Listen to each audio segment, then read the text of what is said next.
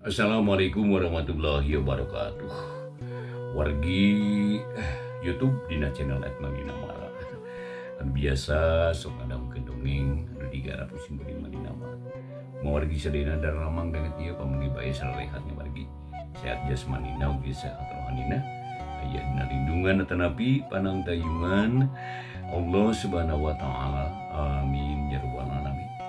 Tetapi sang dipihara pusing kuring siang karya wargi ngantos ngantos dongeng Sunda dina judul Sikulup karangan Iligsa dintaninya ta bagian katilu dua wargi hanca urang katunda bagian katilu hiji urang nyarioskeun si Jaka sareng si Oher anu ahana anu ditimbuk ku Sikulup teh diadukeun nya wargi tadi tes Sikulup tes ngandukeun da tempat akhirna ngerasa salah meureun si Jaka jeung si Oher teh jadi ribut jeung babaturan. Da kumaha jeung naik carita mangga jeung ngadengkeun eta landumpang babarahman.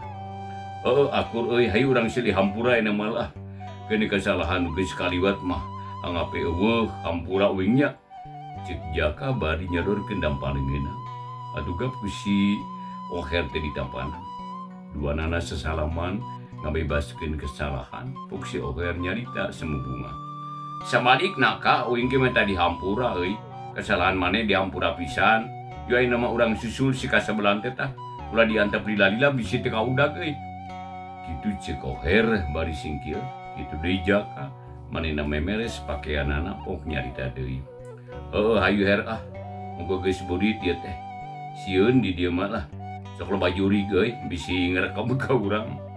Jawab Jaka bari geudig harita teh leumpang ti heula terus dituturkeun ku si Oher. Duanana ngagardig deui sarta leumpangna rek nyusul Sikulup sabab duanana geus ngarasa yakin yen anu tadi tepung jeung maranehna teh Sikulup. Wargi sadayana urang gancangkeun carita cahaya beurang geus sirna beurang mulang kasilih ku poekna peuting. Jang-jang peuting harita geus meber nyadekeun indung beurang. Jalma-jalma geus arampih ka imahna, sasato anu biasa liar di peuting geus rabeng bari jeul. Gaang jeung jangkrik reang di sarana. Kirawan ciliwat Nisa Sikulup anjong ka lembur Cikarancang. Sameme asup ka jero lembur, Sikulup ngarandeg heula pok ngomong sorangan. Kabeneran ieu mangih lembur yeuh. Masalah di pasti ya teh lembur Cikarancang teh aya. Nurutkeun dongeng Mang Lebe mah lembur Basuri almarhum cenah. Tapi kudu ka mana aing ini ieu teh. Baraya teu boga dulurnya kitu keneh. Rek neangan warung ya. Kebeneran aing teh dibakalan duit ku emak. Jawa ku bahauk di bahanan. Nya mending neangan warung we.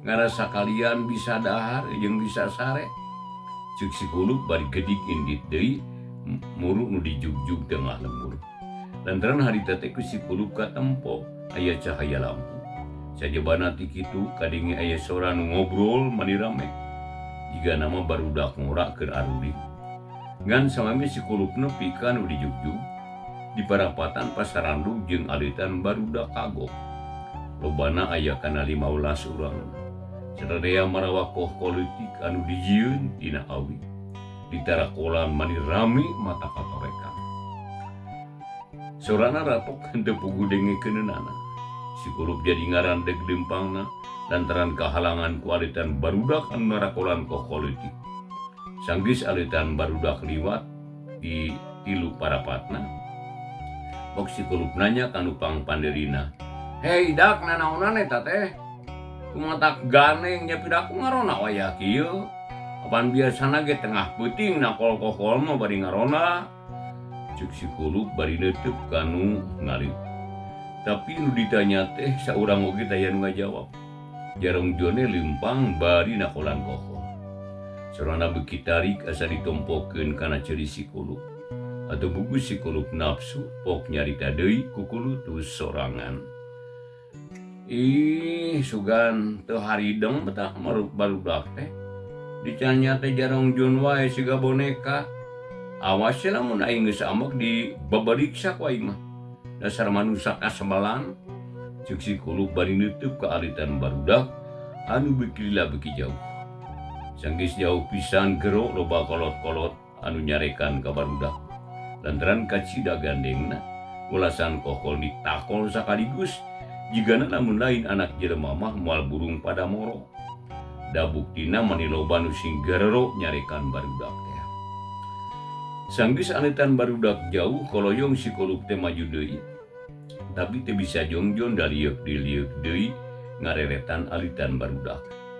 Jigana bae si kulup ngarasa panasaran nempo kalakuan anak jelema nu mata keran teh. Tegung selila si kulup geus nepi ka tengah lembur terus nyampeurkeun kanucaan susuganan eta teh warung. Lantaran di luarna loba anu ngariung. Sanggeus teh dipok si kulup oluk salam. Pangapunten kulan. Depi nu aya warung palih mana ieu teh? Cek si kulup bari dodongkoan. Ari nu keur ngariung jep garempe ngobrolna eureun. Terus rea harita nariteup ka si kulup. Jadi lobana aya 5an harita teh. Ari nu pangkolotna pok ngajawab, "Mangga ujang mangga bade ka warung ujang teh." "Apaan ieu warung teh ieu?" "Oke kalebet jang da." "Oh song teh nu sajajan teu aya." Rame sok di dieu we di luar. Raos ngobrol bari niis. Jawab biji kolot bari ngareret ka si kulup mani bungaheun pok nyarita di sopan pisan. "Hatur nuhun paman leres pisan abdi teh bade ka warung ieu teh. Hayang leureuh bari jajan." Cek si kulup bari terus ngadiketan lawang ka warung. Sampai si kulup asup kolot tadi nyarita deui. "Nya sok-sok ke kalebet jang sok. Da teu aya nu jajan. Kitu deui leueuh teunana oge seueur keneh. Mangga kalebet teh teras." "Mangga paman mangga." Jawab si kulup bari terus uruk salam ka tukang warung.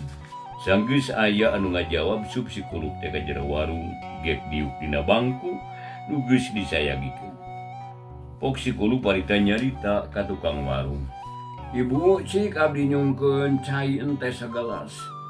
Upami aya masakan tenane pasian sangu sapiring lapar abdi teh bu teh aduh. Di enjing teh acan deda sangu nama saep uras 15 siki." Cuk si kulup bari neuteub ka tukang warung anu teh Bi Ahoy ngaranna. Mana pok Bi Ahoy ngajawab, "Oh mangga ujang ulah salampang da tuangeun mah seueur. Malah cai ge seueur mangga antosan sakedap jangnya." Cik Bi Ahoy bari terus papipek ngaladenan pamenta si kulup. Mimitina mah nyician cai sagelas song dibikeun. Geus kitu gancang ngawadahan sangu sapiring sok ditunda dina meja hareupeun si kulup. Pok Bi Ahoy teh nyarita deui, "Mangga ujang nyangakeun. Rencangna mah nyanakan ku nyari rada seueur kantun milih sakapalai." Cik Bi Ahoy bari gek diuk dina bangku, ari si kulup manigiat gap kana alas pok ngajawab, "Mangga ibu keun urang hanca hiji-hiji yeuh." Jawab si kulup bari deker dahar maningaliman. Ketukang warung diteuteup bae sedengkeun si kulup daharna mani sonaga. Nyokotan deungeunna teu ragu-ragu, kop deui sagala dicokot. Mani dipapai unga rupa. Ketukang warung harita dibilang jero hate, bisi si kulup darmaji alias ngadahar 5 ngaku hiji.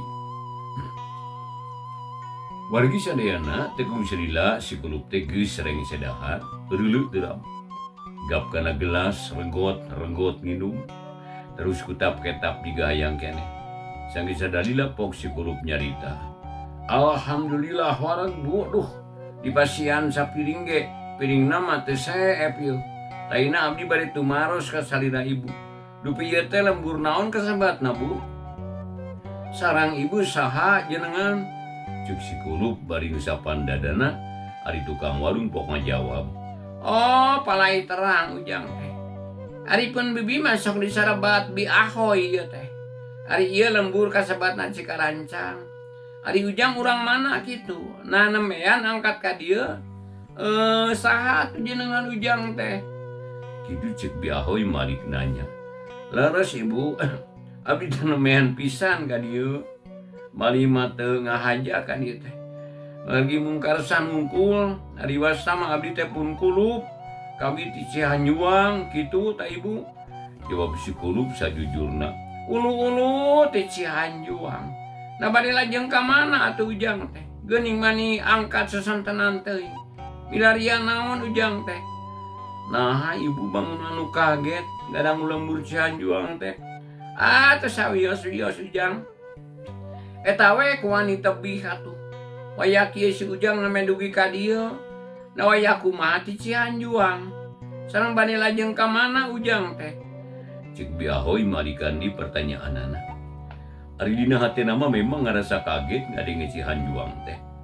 Malah leuwih kaget di ngadenge karan Kulup. Lantaran Biahoy ge geus ngadenge ngeunaan ngaran si Kulup teh. Anu matak rada ngarenjag ngan teu nembongkeun anu kaget ka si Kulup teh. Biasa we sakumaha nu kakara tepung.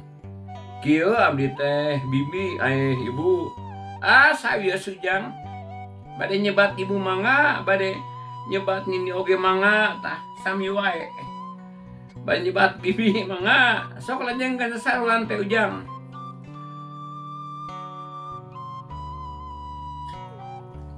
Mangga bu lah, aduh. Dapilah yang betul lah. Kieu geurang.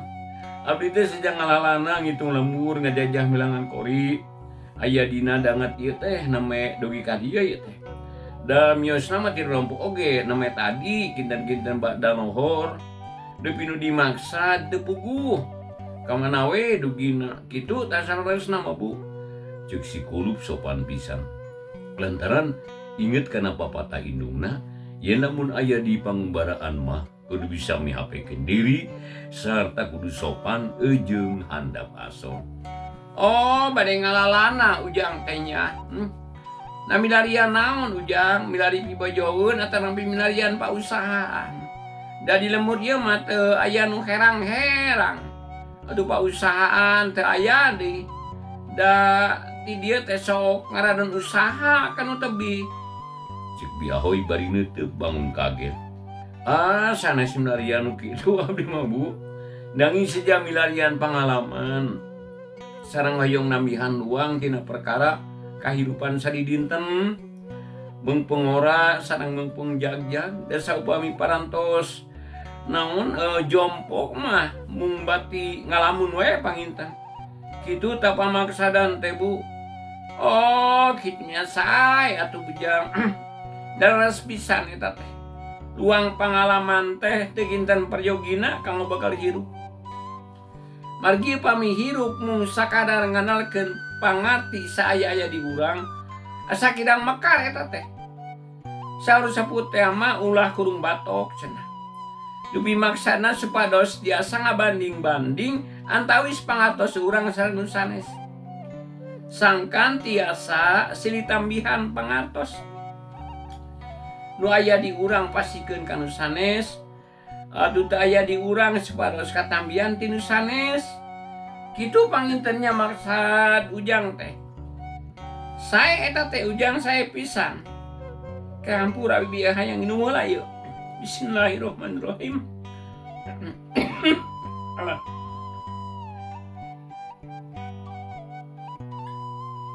Biahoy eta bari nyokot harita piring kotor urut dahar si Kulup teh.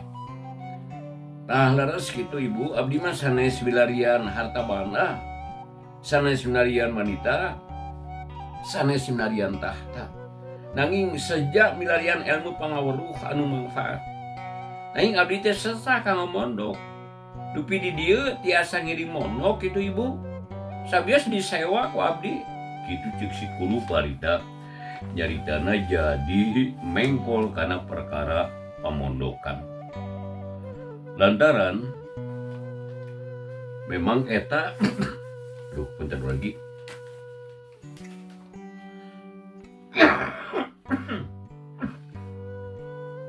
Lantaran eta anu dibika butuh ku manehna. Nya sote ngobrol ngalen ngidul sangkan malapah bidang teu langsung kana perkara pokok. Atuh Biahoy oge jadi kabawakeun mengkol ngobrolna pok ngajawab pertanyaan ti si Kulup. Tiasa ujang mangawe ari kersa mangagoler dina palupuh.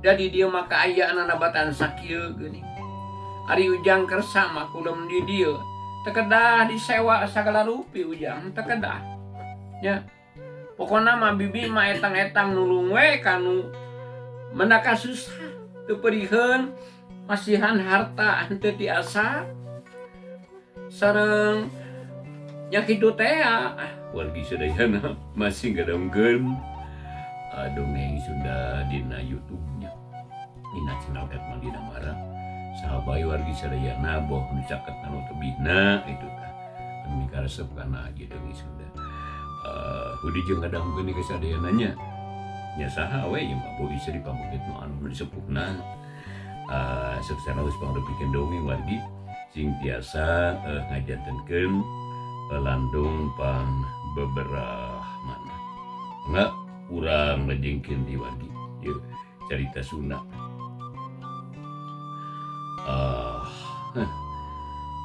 hatur nuhun Bu abdi mah neme diangkeun ge parantos bingah amarwata suta margi di mana-mana ge abdi mah pamis mondok teh sok ngagoler kitu tah taranang tung sapertos nu sanes sawios Ibu sanaos dina paluhu ge abdi mah ikhlas ridho lillahi ta'ala harna saha nu kulemna sok barinang tung Ujang asana me terang pun bibi mah kumatak aneh eta mah Jang ceuk bi ahoy harita sigan heueuh heran padahal teh mah hayang seuri manehna teh jadi piraku aya nu sare barinang tung leres Ibu matak aneh puguh ge da abdi ge sok bingung kitu nanti ngemutan perkawis eta nabet tiasa sari barinang tungnya itu si Ujang nah ditaros teh kalamalikan kitu Ujang mah apan Ujang tadi nyaurkeun aya nu sare barinang tung teh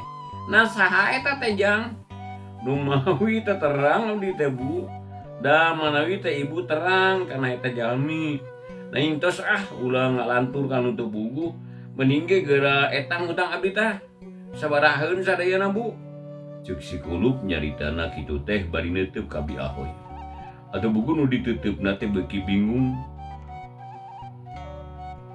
ngadenge caritaan si kulup lantaran tetela caritaanana mata lieur bulat beuli teu puguh tapi teu dipake pikir gancang Bi Ahoy ngajawab sadayana teh 200-an Ujang nanging da naon sanes hutang eta mah Ujang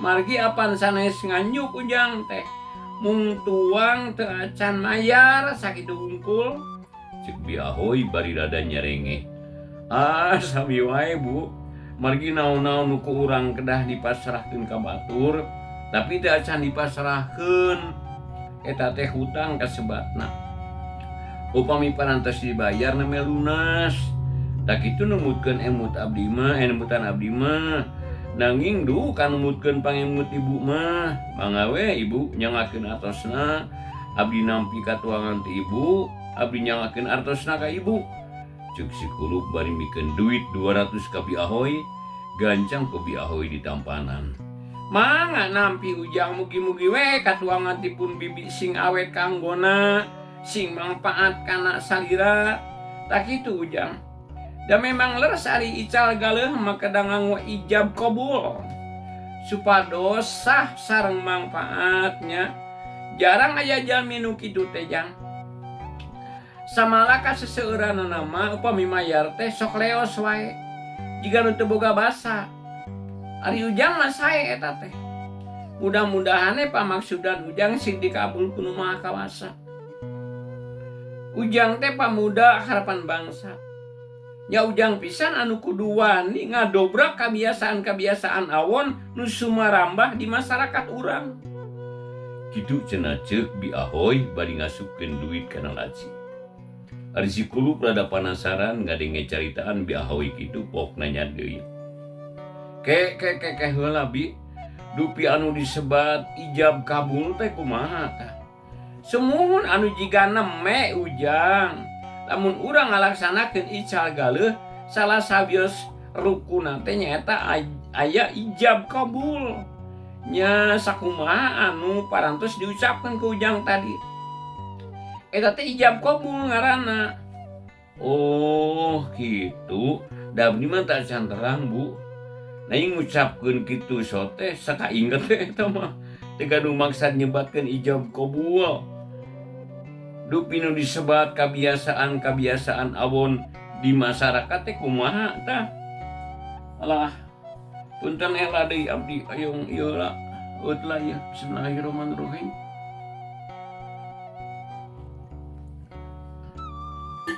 Ari sikulu parita tetlepek.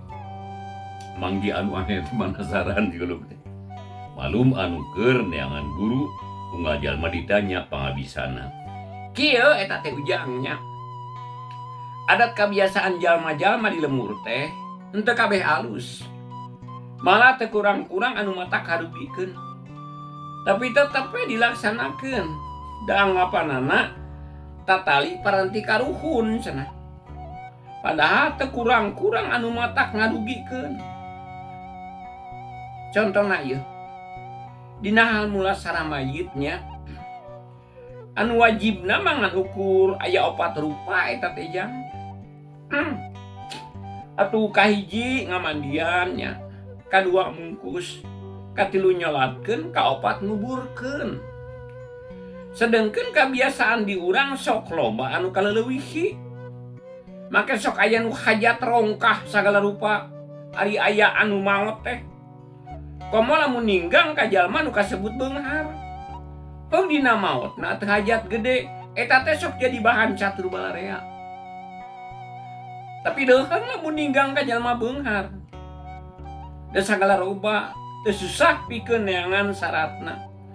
Kumaha lamun eta ninggang ka jalma miskin? Keur mah ditinggal maot ku kulawargana atawa inung bapana. Katudug-tudug kudu ngayakeun sagala rupa pikeun hajat poena. Tiluna, 7na jeung 40 poena. Eta kabeh teh matak jadi beung berat kanu ditinggalkeun maot. Padahal anu matak ngaberatkeun teh anu teu wajib. Ta eta teh korban kebiasaan anu goreng. Lantaran tina awahingku percaya karena kebiasaan balarea. Wahina hukum adat teh dianggap wajib. Aduh, ieu batuk deui. Kurang teruskeun jang. Taina contoh anu sajen ya jangnya. Sawaratara jalma sok aya anu tibalik pipikiranana jang.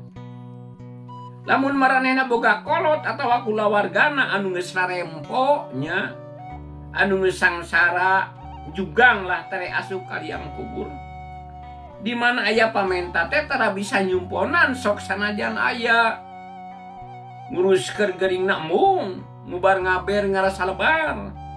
Tapi nah lamun anu geuring geus maot sok sagala diayakeun. Malah belaan nganyuk ngahutang da hayang ngahajatan nu maot. Basana teh era ku umum peda kasebutna jalma aya. Abong lamun maot teu mencik doma-doma acan mah. Atuh buku we jiga pisan nu curak-curak. Kolot maot teh manehna ngeunah-ngeunah nya teh doma. Ta eta contona jang susuganane bisa nambahan pangawruh pikeun ujang anu keur neangan luang. Kitu cenah ceuk biahoy ngaradak beudang ngadadarkeun perkara kebiasaan di bilempuran. Atuh si kuluk mah diunggut-unggutan bangun ngarti. Tapi si kuluk tara sugema ku saliwat pok manehna nanya deui. Ibu, naha eta teh bet disebat kebiasaan awon. Apan aya gunana badan pikeun anu teu boga lamun nu beunghar maot sok gede sholawatna apan lumayan eta teh bisa keur meuli rokok ari keur anu beunghar mah keun wae atuh ibu da naon salahna atuh ceuk si kuluk bari neuteub ari si ujang ye cek bibi oge ari pikeun jalma beunghar mah teu aya pasuangna naon nya sabab sagala aya sagala nyampak jeung babari neanganana. Tapi nu matak disebut goreng teh kabiasaanana sabab sok ngepek kanu miskin. Apan matak berat kanu miskin mah eta teh. Keun mamanehna sedih ditinggalkeun maot. Ditambah di kudu anyuk ngahutang pikeun nyumponana hajat. Mangkani sagala walurat. Apan matak namahan ripuh eta teh. sedangkan teu wajib moal menang ganjaran. Kedah kumaha tuh saresna eta teh Bu. Ari kabiasaan anu kitu salah mah cik sakalian nama terangkeun ka abdi Bu. Karena teh kieu jang, lamun aya nu maot, urang wajib ngalayat nepikeun rasa bela sungkawa urang ka kulawarga anu ditinggal maot. Terus ku urang hibur sangkan maranehna teu leutik hate. Lamun ku urang katempo yen anu maot teh keluarga miskin, sumbang ku urang sakadugana urang. Jadi urang datang kadinya teh ulang ngadon dahar, ngadon nginum. Tapi kudu bari mawa dahareun atawa naon bae nu diperlukeun ku anu ditinggalkeun maot. Kitu tah sakuduna mah ujang. Cik Bi Ahoy begi getole nyaritana. Geuning ibu terang kana masalah eta. Tapi nah ibu teu tiasa ngarubah adat anu ceuk ibu disebat tawon. Apaan ibu parantos tarang? Ari si ujang. Ye. Ngarubah adat kebiasaan geus pageuh teh lain pagawean enteng-enteng. Tapi diperlukeun teh kadu kuat, pangarti nu masagi, kadudukan anu kuat jeung kudu boga pangaruh di masyarakat. Ari pangkat bibi, panukur tukang warung, naon kakuatanana? Sajabati kitu pangarti bibi can masagi. Lamun dipaksakeun teh bakal sarua jeung bonteng ngalawan kadu. Kakaraan teh geus raheut jiga nama. Anu mata karepan hiji-hijina ngan para panguda pek dialajar sing suhud. Teangan ilmu pangawruh anu saloba-lobana. Tur dina sagala bidang. Ulah pincang neangan ilmu mah kudu sagala dipapai, ilmu lahir, ilmu batin, ilmu agama, ilmu dagang, ilmu ngajar, ilmu tani jeung rea-rea deui. Talamun sakabe ilmu geus kacangking ku urang nya ujang. Urang bakal kuat di mana aya anu nyerang. Nyerang ku dalil keagamaan bisa nerangkeun. Da ilmuna diajar teh, ilmu agama teh diajar teh. Aya di nyerang dina bidang ilmu tani bisa nerangkeun da sarua diajar. Jeung sajabana. Talamun geus kitu nya kalungguhan bakal kuat. Nu akhirna boga pangaruh di masyarakat. Didinya tempatna ujang ngomean kebiasaan anu goreng. Dari pangkat pun bibi mah anungan ukur tukang warung mah moal aya kakuatan sanajan nya hoge. Nu matak dipasrahkeun ka ujang anu kasebut pamuda harapan bangsa teh. Bener pisan ibu teh. Kahati atuh lamun kitu mah. Mudah-mudahan abdi ge tiasa nyumponan harapan ibu. Abdi teh bari diajar sagarupa ilmu nuhun ibu. Sakitu ge lumayan parantos nambihan pangarti kamu abdi. Keun ke urang asakeun lamun abdi parang tepung jeung kiai atau ajengan. Dari nama abdi teh bodoh keneh. Malah boro-boro ilmu perelmuannya. Gambah pilemburan ge neme terang ka dieu. Kanu sajen mah teu acan terang. Ceuk si kulu parita bangun hukum bira pisan. Lantaran geus nambahan pangaweruh saeutik-eutikeun. Tah bener kitu ujang. Kan teu kudu kejat borosot launan we ngarak hati pisan. Da ilmu mah moal bisa diala sakaligus. Tapi kudu dituntut saeutik-saeutik. Ngan kudu terus diamalkeun. Ulah terus disimpen mata karahaan eta teh. Lamun geus karahaan moal seukeut dipakena kitu tah. Lamun diibaratkeun kana bedog mah kartos pisan bu. Margi saur pun biang ge kitu. Janten ukur, nanti janten akur upami kitu mah. Nuhun pisan ta ibu tah. Ceuk si kuluk bariga parita kana gelas. Regot heula si kuluk teh minum. Ari Bi Ahoy harita teh leos ka tukang arek beberes keur tempat sare si kuluk. Jep di jero warung teh aya nu nyarita. Si kuluk ngalangge bae dina bangku bari ngalamun panoneuteub ka luhur tepung nu ditenjona. Teu lila atuh waktosna wargi sedayana teh nya kapan. Rupina dicekapun bikeun ka dieu we heula carita Sunda atanapi maksud di dongeng Sunda. digarap ku Sim Kuring Mang Dina Mara dina YouTube-nya dina channel @Mang Dina Mara.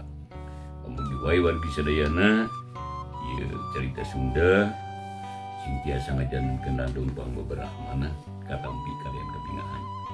Insyaallah wargi sadayana cariosi kulu bagian ka 33 enjing dina waktu anu sami urang lajengkeun deui. Atur nuhun kepada sasanana, wilujeng baturai. Wassalamualaikum warahmatullahi wabarakatuh.